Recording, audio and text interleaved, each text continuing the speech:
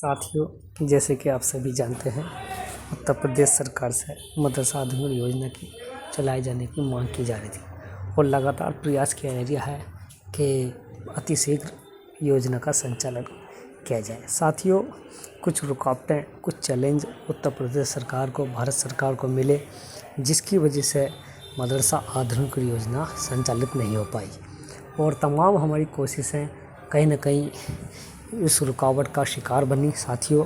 और वो आप लोग सभी जानते हैं, जिसमें एक व्यक्ति ने इस योजना में संकट पैदा किया। साथियों, जब भारत सरकार से योजना बंद हुई थी तो लगातार उत्तर प्रदेश सरकार अपना अतिरिक्त राज्यांश दे रही थी और राज्यांश से ही योजना जिंदा थी और राज्यांश से जो मदरसा टीचर्स को मिल रहा था, उससे एक बहुत बड़ी राहत मदरसा टीचर्स, उत्तर प्रदेश के जो 22,000 टीचर्स हैं, उनको मिल रही थी। और ऐसी स्थिति थी कि कहीं न कहीं वो राज्यांश हम वृद्धि में लगा हुए थे कि उसको 3 गुना या 4 गुना करा लिया जाए। और इस प्रमुख वजह से साथ साथ जो मदरसा आधुनिकीकरण की संघर्ष की लड़ाई थी, वो भी लगातार जारी की। लेकिन एक व्यक्ति ने आकर राज्य सरकार को चैलेंज कर दिया और चैलेंज करने के बाद एक रिट प्रोसेस शुरू कर हुए न्यायालय में राज्य सरकार को चैलेंज करा और कोर्ट में एक रिट दाखिल कर दी। जब राज्य सरकार के दाव फेस बचा और उसको विशेष पार्टी बना दिया गया, तो राज्य सरकार ने भी अपना राज्यांश समाप्त कर दिया। वो जब से लेकर आज तक ये चैलेंज कोर्ट के माध्यम से राज्य सरकार को मिलते रहे और वो व्यक्ति लोगों से धन उगाही करता है, कभी 2,000, कभी 3,000, कभी 4। पुनर्विचार याचिका के नाम पर, कोर्ट ऑफ कंडेप्ट के नाम पर और समायोजित के नाम पर तमाम टीचर्स को बेवकूफ़ बनाता रहा और टीचर्स लालच में आकर पैसे देते रहे।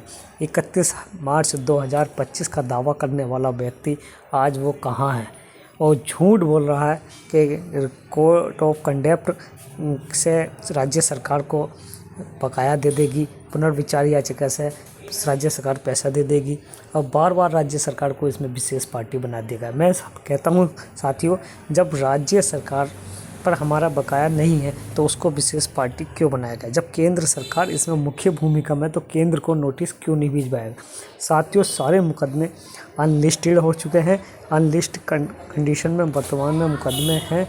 लेकिन टीचर्स की बात समझ में नहीं आती कि जब ऐसी स्थिति में जहाँ कोई पैरोकार, न कोई एडवाइज़र, न काउंसलर, न सलाहकार कोई जाता, तो और फिर भी धन उगाही बराबर धन उगाही की जा रही है। साथियों, समझने की कोशिश करें। कोर्ट में जाकर जो राज्य सरकार को विशेष पार्टी बनाकर राज्यांश समाप्त करा दिया, योजना को पूरी धराशायी कर दिया, ऐसे में राज्य सरकार को जो चैलेंज मिल रहा है वो कहीं ना कहीं नुकसानदेह है।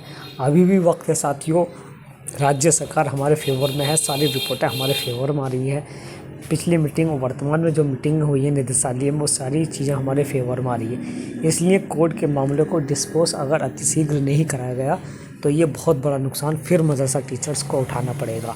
साथियों, ये आप लोगों के हाथ में है और आपकी वजह से उस व्यक्ति को जो आपसे धन उगाही करके अवैध वसूली कर लेकर जा रहा है, वो उसको एनर्जी, ताकत मिल रही है आपके पैसे से और घर बैठकर वो आदमी कोर्ट में बार बार मुकदमा और राज्य सरकार को विशेष पार्टी बनाकर उसको राज्य सरकार को कोर्ट में घसीटने का काम कर रहा है। साथियों, अब वक्त आ गया है राज्य सरकार से, जो हमदर्दी बतौर राज्य सरकार ने हमारे समर्थ में और माननीय मंत्री जी ने हमारे साथ मिलकर जो राज्य सरकार को एक राज़ी किया गया था कि ये मॉडर्न एजुकेशन को तत्काल लागू किया जाए। साथियों, दुआ की दरख्वास्त है कि आप सभी लोग दुआ करें।